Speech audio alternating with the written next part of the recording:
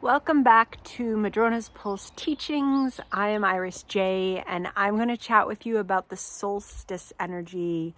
We are coming into our June solstice, where I am in the northern hemisphere. This is summer, and for you folks that are down in this southern hemisphere, you're entering winter. And I started recording this inside, and then I felt like, no, this is solstice. This needs to be outside and have some of that energy. Hopefully the light is okay. And so when we're working with a solstice chart, it's a really lovely time to set intentions for ourselves based on the energies of the chart for the next 3 months. So, working with solstice, we are working with traditions that span the globe, that have been working with these energies and honoring the position of the sun at this time as it enters Cancer, solstice being that 0 degree of Cancer mark, for thousands and thousands of years, and are still honored and worked with in different cultures in different ways, and in an ongoing process of reclaiming. And so it's a really lovely time to work with the energies, which I'm going to tell you about based on the chart, and to see, as I'm going through the energies, what really resonates with where you are right now. Right now, also being, depending when you're watching this, we're coming out of, it's been a little bit of a grind for some of us. I know, we just came out of the Pluto square Mars. I was cocooned up for that situation. And now, we are working with a lot of kind of intense Pisces energies that are talking to all the Gemini energies that we've had going on.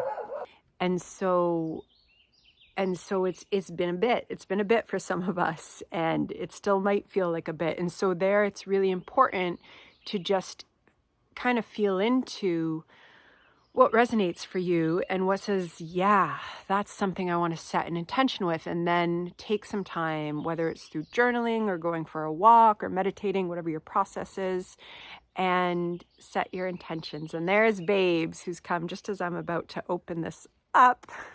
That's a very Babes thing to do. Okay, so our solstice is on June 20th at 1:50 p.m. Pacific time, so you can make changes for wherever you are in the globe.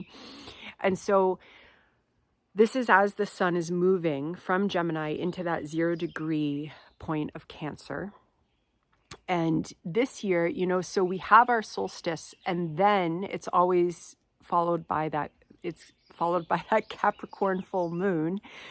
And that's going to be the next day. Okay, so some of these energies will absolutely be coming up immediately as we work with kind of the Capricorn full moon. That's putting us in our kind of 2-week lunar cycle before we go to the next full moon. I'm pretty sure that he knows that he's on camera and he's performing for you. And some of these energies, of course, will resonate. With that Capricorn full moon, I'll have another video on that. There's also some really particular energies that are talking to where the moon is during solstice that are really important when we're dipping into setting intentions for the next 3 months or so, okay? And so we're going to have the sun coming into 0 degrees of Cancer, and we also have a sun who's journeying closely with Mercury and Venus. And at this point, they're starting to move ahead of the sun. And so we've got Venus around 4 degrees of Cancer, and we've got Mercury around 7 degrees of Cancer. So we've got Mercury and Venus conjunct. They're in Cancer. So we have these 3 energies in the sign of the nurturer. Do you need some nurturing? How can you bring nurturing into your life right away? That's one of the questions that we can ask. Of course, that nurture always wants to come up as the sun is entering Cancer. And yet here we have been on a pretty significant journey with Mercury and Venus, and they're all right there close still with the sun in Cancer. And yet they are also initiating something new, that Mercury and Venus, is they're starting to move ahead of the sun, and they've come through conjunctions. They've also in order to pass into Cancer, they've passed through a threshold of squaring Neptune at the final degree of Pisces. And so, how can we nurture ourselves with our thoughts, with our words, with our expressions? How can we really set some intentions around living with values for the next little while that are really more about nurturing ourselves, dipping in and nurturing ourselves for kind of the scope of the next few months? Yes, we come in with a Capricorn full moon, and there is a little bit of drive there with Capricorn, but the solstice energies that are kind of the undertone that we're working with really want to be inviting, nurturing. Definitely kind of envisioning something around the divine feminine and how that can be nurturing. And our sun is still square Neptune. It's just moved into Cancer. Neptune is at 29 degrees of Pisces. So we're coming into this solstice with a sun square Neptune. And if that weren't enough, the sun is also in a quincunx with Pluto retrograde. Okay, so we've got a sun who's talking to some pretty big energies here. And there, I think it's important to know with that quincunx to Pluto, there's something in process.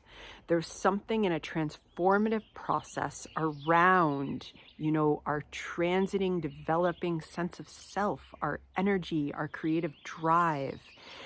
What is nurturing, especially knowing that we're in process that's quite transformative, because that Pluto is on a mighty journey, okay, as it's about to go and make its last dip into Capricorn. So there's something that's transformative and in process, and absolutely related to our spiritual journeys.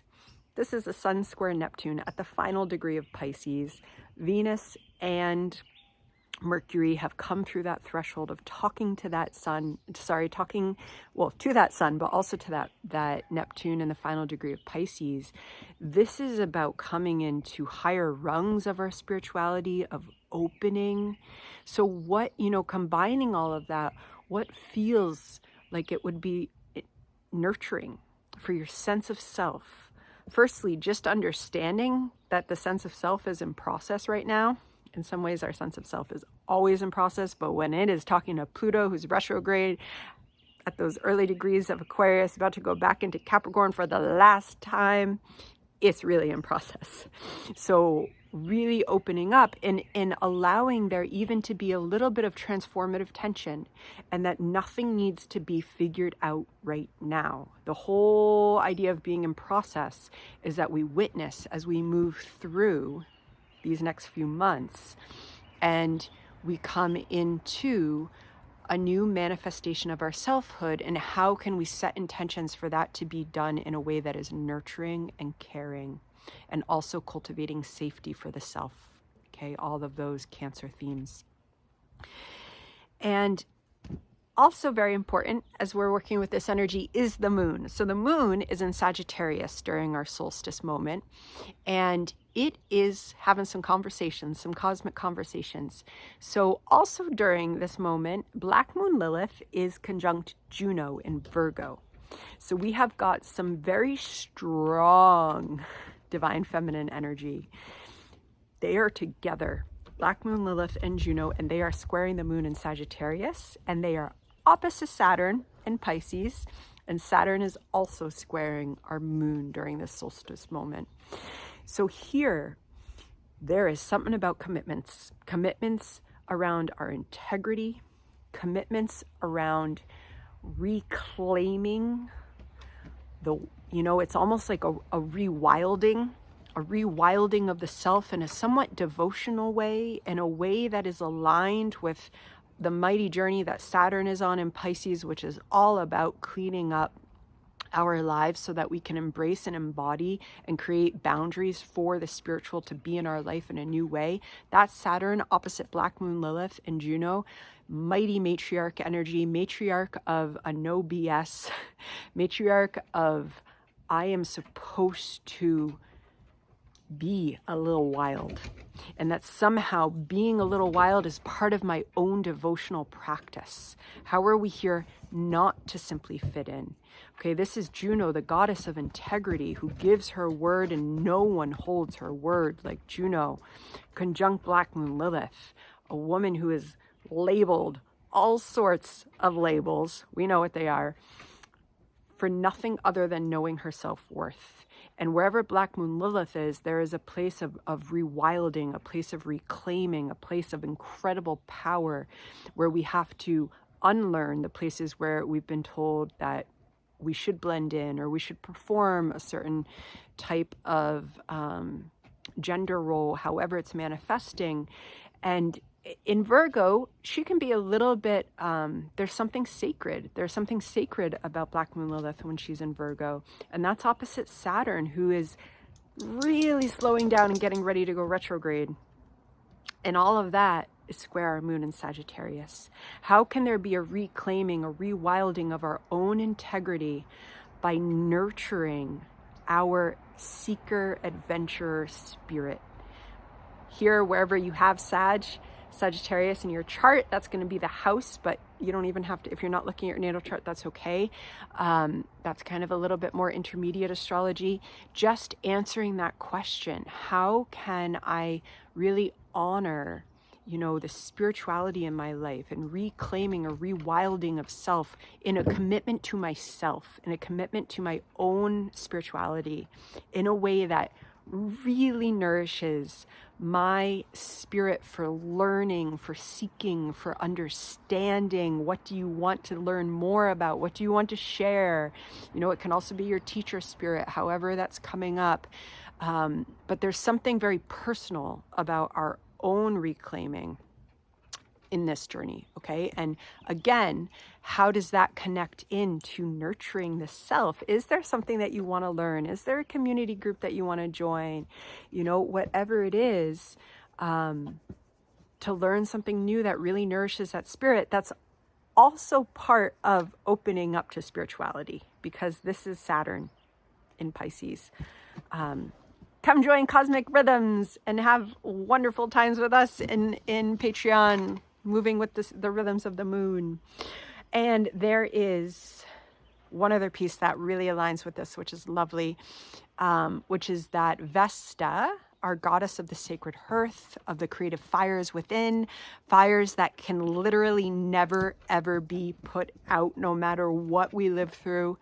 These are fires that are between us, our sacred sexuality, our sacred creativity, and the goddess, okay?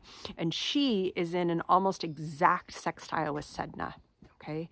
Sedna, who has recently shifted into Gemini. Sedna, who is an incredible transformer of archetypal wounds.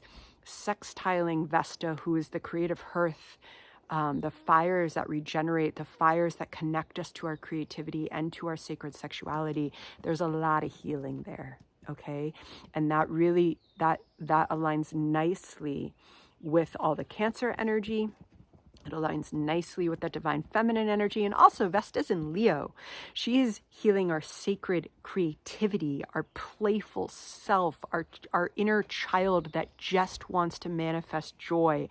Like Leo inner child is just play and joy. And how does that joy and creativity connect you to the divine?